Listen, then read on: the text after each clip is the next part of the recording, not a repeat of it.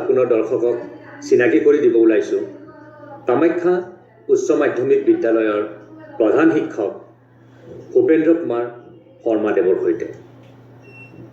আমি তেখেতৰ পৰা কিছু কথা বা তেখেতৰ মনৰ ভাৱ জানিবলৈ আমি চেষ্টা কৰিম। এয়া আপোনালোকৰ সন্মুখত আমাৰ শিক্ষাগুৰু ভূপেন্দ্ৰ কুমাৰ শৰ্মাদেৱ। নমস্কাৰ। আজিৰ পৰিস্থিতিত ছাত্ৰ আৰু শিক্ষকৰ যিটো সামঞ্জস্য, সেই সামঞ্জস্যৰ বিষয়ে আপুনি কি ক'ব? আপোনাৰ প্ৰশ্নৰ উত্তৰ দিয়াৰ পূৰ্বে মই আজি নতুন বছৰৰ প্ৰাৰম্ভতে অসম দাপোনৰ হৈ আপোনালোকে বাৰ্তালাপ কৰাৰ কাৰণে আহিছে, তাৰ কাৰণে মই ধন্যবাদ জনাইছোঁ। আৰু এই আপাহতে আপোনালোকলৈ মই নতুন বছৰৰ শুভকামনা যাচিছোঁ। আৰু যিহেতুকে ভোগালী বিহুৰ প্ৰাক্ষণ, গতিকে ভোগালী বিহুৰ ওলগ যাচিছোঁ। এতিয়া আপুনি যিটো কথা সুধিলে যে শিক্ষক ছাত্ৰৰ সম্পৰ্ক, প্ৰথমতে একেষাৰে ক'বলৈ হ'লে এইটো গুৰু শিষ্যৰ মণিকাঞ্চন সংযোগ। আচলতে এটা দিশৰ পৰা এই প্ৰশ্নটোৰ উত্তৰ বৰ দীঘলীয়া হয়। মই যিমান পাৰিছোঁ থোৰতে চমুকৈ কৈছোঁ যে যদি আমি গুৰুগৃহৰ সেই শিক্ষাৰ তেতিয়া চাওঁ, তেতিয়াৰ যিটো সম্পৰ্ক সেইটো এটা সুকীয়া কথা। তাৰ পৰৱৰ্তী সময়ৰ যিটো সম্পৰ্ক আৰু শেহতীয়াভাৱে আজি যিটো গোলকীকৰণৰ সময়ত, যি সময়ত আপোনাৰ মাতৃভাষা মাধ্যমৰ উপৰিও আজি কাঠফুলাৰ নিচিনাকৈ য'ত ইংৰাজী মাধ্যমৰ বিদ্যালয় গাঁৱে ভূঞে চুকে কোণে গঢ়ি উঠিছে, ঠিক আজিৰ সময়ত এই ছবিখন সুকীয়া। তথাপি মই এটা কথা বিশ্বাস কৰোঁ যে যিটো আমাৰ সমানুপাতিক বা সমতা বা অনুপাত এতিয়াও আছে আৰু ভৱিষ্যতে থাকিব। এইকাৰণে যিটো বেলেঞ্চ বুলি কওঁ আমি সকলো ক্ষেত্ৰতে, এইকাৰণে আছে যে এতিয়াও তেনেকুৱা ভাল ছাত্ৰ বা সম্পৰ্ক থকা একেধৰণৰ শিক্ষকতা ছাত্ৰ আছে। আৰু মই বিগত সময়ৰ প্ৰায় 25-30 বছৰৰ শিক্ষকতাৰ অভিজ্ঞতাৰ পৰা এই কথা ভালদৰে উপলব্ধি কৰিছোঁ। কিন্তু একাংশ ইয়াত কেইবাটাও ফেক্টৰ আছে, বেলেগ বেলেগ কাৰক কিছুমান আছে যে ছাত্ৰসকল কিয় বিপদগামী কিয় হয়, কিয় আগৰ তেনেকুৱা গুৰু শিষ্য যিটো মণিকাঞ্চন সংযোগ সেই কথাষাৰৰ পৰা আমি আঁতৰি আহিছোঁ নেকি। ঠিক এনেধৰণৰ প্ৰশ্নৰ পৰিপ্ৰেক্ষিতত ইয়াত কিছুমান কাৰক জড়িত হৈ থাকে। আমাৰো কিছুমান আত্মসমালোচনা আত্মসংশোধনৰ হয়তো নিশ্চয় প্ৰশ্ন থাকিব, সামগ্ৰিক পৰিৱেশৰ কথা থাকিব। আৰু শেহতীয়াভাৱে যিটো আপোনাৰ যিটো টেকন'লজিৰ যিটো বৰ্তমান উন্নতি, এই গোটেই কথাবিলাক ইয়াত জড়িত হৈ আছে। তথাপিতো মই ভাবোঁ যে আমি যদি শুদ্ধভাৱে সঠিকভাৱে আমি ছাত্ৰসকলক মৰমৰ মাধ্যমেৰে নিজৰ দায়িত্বজ্ঞান সহকাৰে যদি আঁকোৱালি ল'ব জানো, তেতিয়াহ'লে মই ভাবোঁ এতিয়াও আমি সেই সম্পৰ্ক ঘূৰাই আনিব পাৰিম আৰু সেই সম্পৰ্ক থাকিব। আমি যেতিয়া সৰু আছিলোঁ বা আমি যেতিয়া ছাত্ৰ আছিলোঁ, তেতিয়া আমাৰ যেনেকুৱা ধাৰণা আছিল শিক্ষকসকলৰ প্ৰতি বা যিটো আমি এটা ছবি দেখা পাইছিলোঁ, কিন্তু আজিকালি আমি সেনেকুৱা ছবি দেখা নাপাওঁ। শিক্ষক আৰু ছাত্ৰৰ মাজত যিটো তাৰমানে আগতে আমি নীতি শিক্ষা চৰিত্ৰ পাঠ পঢ়িছিলোঁ, আজিকালি সেই পাঠ উঠাই দিয়া হৈছে। আপুনি কি ভাবে, সেই পাঠ দুখনত মানে দৰকাৰ আছে নে নাই বুলি ভাবে? নাই, ইয়াততো নুই কৰাৰ কথা নাথাকেয়ে। প্ৰথম কথা নীতি শিক্ষা লেচন শিক্ষক এজনে যেতিয়া শিক্ষাদান কৰিবলৈ আহে, প্ৰাৰম্ভিকতে প্ৰথমতে তাৰ নীতি শিক্ষাৰ কথাটো আহে যে নৈতিকভাৱে, আধ্যাত্মিকভাৱে, বৌদ্ধিকভাৱে যদি ছাত্ৰসকলক, শিক্ষাৰ্থীসকলক যদি আমি এটা ইতিবাচক দিশত আগবঢ়াই লৈ যাব নোৱাৰোঁ, যিটো আমাৰ কিতাপৰ যিবিলাক আখৰ পঢ়োৱা সেইটো দ্বিতীয়তে আহিব। তেওঁলোকক আমি আগতে বৌদ্ধিকভাৱে, নৈতিকভাৱে বলৱান কৰিব লাগিব। আৰু এটা সময়ত এইটো আছিলে, আপুনি ঠিকে কৈছে, আমি সেই সময়ত একেখন কিতাপ সৰু এখন একেবাৰে ক্ষুদ্ৰ কলেবৰত বহুত বৃহৎ কথা সোমাই আছিলে, যিয়ে আমাৰ সমাজক এটা সঠিক আৰু এটা ইতিবাচক দিশত আগবঢ়াই নিয়াৰ কাৰণে হয়তো তেনেবৰ শিক্ষাই তেনেবৰ পাঠে হয়তো যথেষ্ট সহায় কৰিছিলে। আজি হয়তো ঠিক সেই কিতাপখন নাই, কিন্তু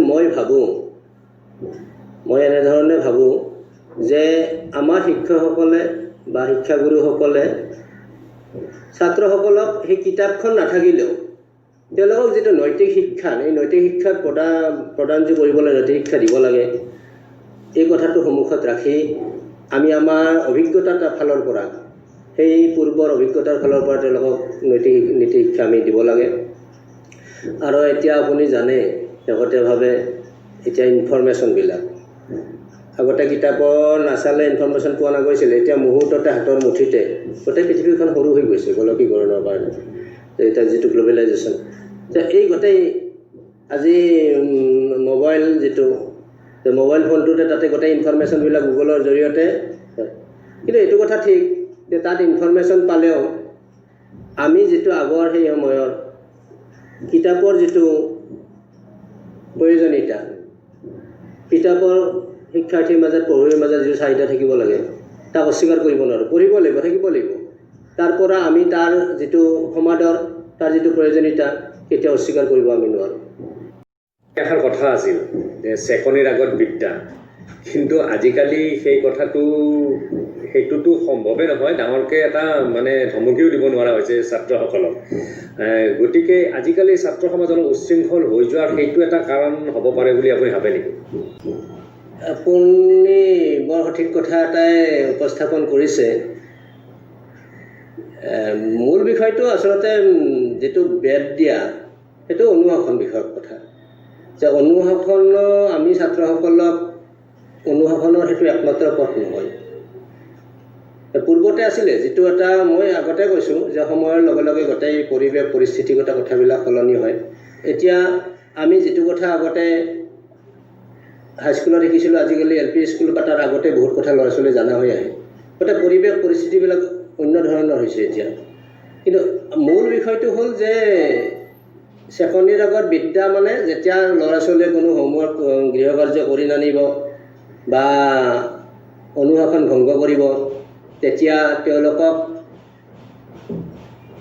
নিয়ন্ত্ৰণ কৰাৰ কাৰণে, সঠিক পথত আগবঢ়াই নিয়াৰ কাৰণে হয়তো তাত বেদ দিছিলে। বেদ দিয়া মানে ইয়াৰ অৰ্থ নহয় যে তাৰ অৰ্থ এটাই লুকাই আছিলে যে মূল উদ্দেশ্য হ'ল এতিয়া নিদিয়াৰ অন্তৰালত তাৰ অন্য উপায় ল'ব লাগিব আমি। মূল বিষয়টো অনুশাসন, যে অনুশাসন কি ধৰণৰ। আগতে যদি বেদ দিলে হৈছিলে বা পৰিস্থিতি আছিলে আপুনি কোৱা নিচিনাকৈ, এতিয়া সেই পদ্ধতি নিশ্চিতভাৱে কলম হৈছে। কিন্তু কেতিয়াবা অতি উশৃংখল হ'লে তাত তেনেকুৱা ভয় দেখুওৱাৰ প্ৰয়োজনীয়তা নোহোৱা নহয়। কিন্তু আমি এনেকুৱা হ'ব নালাগিব বা এই কথাটো চিন্তা কৰিব নালাগিব যে বেদ দিব নোৱাৰিলেই অনুশাসন ভংগ কৰিব, বিশৃংখলতা আহিব, বিপথে পৰিচালিত হ'ব। আমি অন্য উপায় ল'ব লাগিব। আৰু এই ক্ষেত্ৰত আমি শিক্ষাগুৰুসকলেও নিজেই তাৰ আদৰ্শ হ'ব লাগিব। আৰু মই ভাবোঁ যে প্ৰথম কথা, বহুত ক্ষেত্ৰত চব সমাধান বেদ দিলে নহয়। যে শিক্ষক এজন বুলি কোৱাৰ লগে লগে অন্য বিষয়ত ব্যক্তিতকৈ শিক্ষকসকলৰ সমাজত যেনেকৈ সুকীয়া স্থান আছে, আৰু সুকীয়া স্থান ল'ব লাগিলে তাৰ যিটো ভাৱমূৰ্তি, এই ভাৱমূৰ্তি যিটো ব্যক্তিত্ব, পাৰ্চনেলিটি, এইটো সুকীয়া ধৰণৰ হ'ব লাগিব। আৰু সেইটোৱে কিছু পৰিমাণে ছাত্ৰসকলক ওচৰ চপাই লৈ অহাত সহায় কৰে, এই ব্যক্তিত্বই, যিটো ভাৱমূৰ্তিয়ে। আৰু তেনেকুৱা ধৰণৰ কথা বতৰা আৰম্ভণিতে ছাত্ৰসকলৰ মাজত যিটো মৰম প্ৰীতি, আৰু একে সময়তে প্ৰয়োজনত কেতিয়াবা কঠোৰ হ'ব লাগিব, আৰু যাৰ জৰিয়তে তেওঁলোকক আমি বিকল্প হিচাপে বেদ নিদিয়াকৈ কেনেকৈ অনুশাসন ভংগ নোহোৱাকৈ ৰাখিব পাৰি, সেই কথাটো আমি চিন্তা কৰিব লাগিব। আমি শিক্ষকসকলে এই কথাটো চিন্তা কৰিব লাগিব। আৰু আপুনি যিটো কথা কৈছে উশৃংখল, মই সেই কথাটোৱে যে উশৃংখল হৈছে মানে এইটো নহয়। আগতে কথাবিলাক চাওক, মই নকওঁ যে তেতিয়া একেবাৰে বিশৃংখলতা একো নাছিলে পূৰ্বতেও। এতিয়া চাওক, এতিয়া মাধ্যম, এতিয়া ইলেক্ট্ৰনিক মাধ্যম, বৈদ্যুতিন মাধ্যমেই হওক বা ছপা মাধ্যমেই হওক, ইয়াৰ প্ৰচাৰ ইমানেই বেছি হৈছে এতিয়া যে কথাবিলাক এতিয়া পোহৰলৈ আহে, আগতে হয়তো অহা নাছিলে।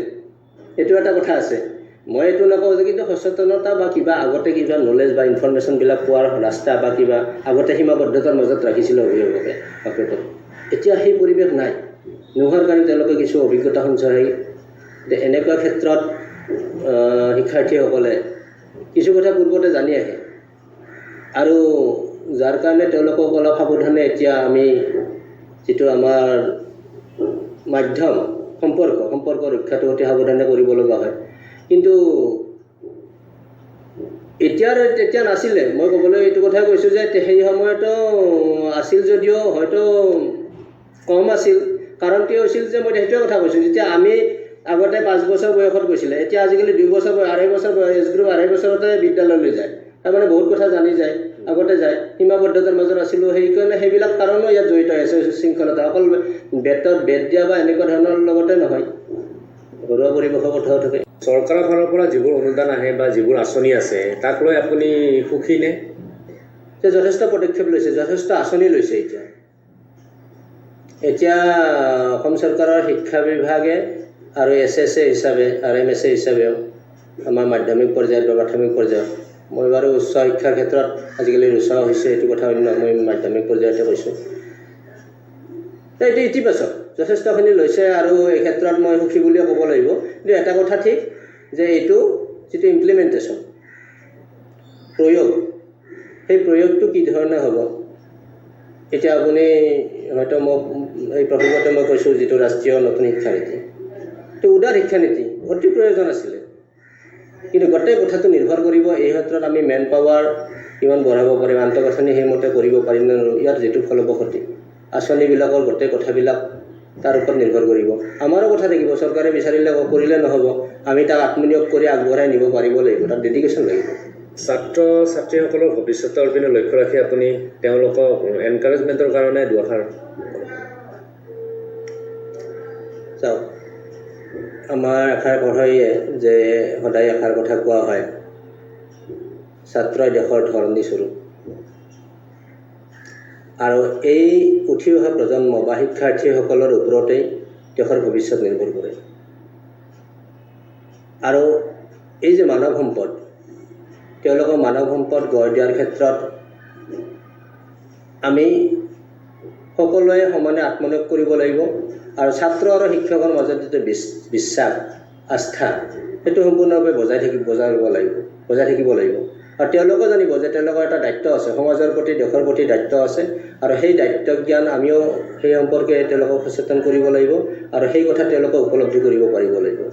আৰু সেই দায়িত্ব জ্ঞান যে আজি তেওঁলোকে ভৱিষ্যতে তেওঁলোকে যে সমাজৰ নেতৃত্ব বহন কৰিব লাগিব, তেওঁলোকে যে মানৱ সম্পদ সৃষ্টি আজি বিন্দুৰ পৰা সিন্ধুলৈ গতি কৰিব লাগিব, এই কথাবিলাক আমি লক্ষ্য কৰি শিক্ষক ছাত্ৰ সমাজ অভিভাৱক সকলে একত্ৰিতভাৱে আগবাঢ়ি যাব লাগিব। আমি কিছু সময় ভূপেন্দ্ৰ কুমাৰ শৰ্মা প্ৰধান শিক্ষক ছাৰৰ সৈতে বাৰ্তালাপ কৰিলোঁ। আমি অসম জাপনৰ তৰফৰ পৰা তেখেতক অশেষ ধন্যবাদ জ্ঞাপন কৰিলোঁ আৰু নৱবৰ্ষৰ শুভেচ্ছা আৰু ভোগালী বিহুৰ শুভেচ্ছাৰে আমি তেখেতৰ পৰা বিদায় ল'ব ওলাইছোঁ। ছাৰ, আপোনালোককো আমি ধন্যবাদ জনাইছোঁ আৰু অসম দাপনৰ আমি দাপনখন প্ৰতিফলিত হওক, প্ৰতিবিম্ব প্ৰতিফলিত হওক সুন্দৰভাৱে দাপনত, সঁচা শুদ্ধ সঠিক যিয়ে সমাজ গঠনত সহায় কৰে। মই আশাবাদী আপোনালোক এই ক্ষেত্ৰত সফল হ'ব। ধন্যবাদ ছাৰ। ধন্যবাদ, নমস্কাৰ। আমাক পুনৰ লগ পাবলৈ অসম দাপোন ছাবস্ক্ৰাইব কৰক আৰু কাষতে থকা বেল আইকনটো বজাওক।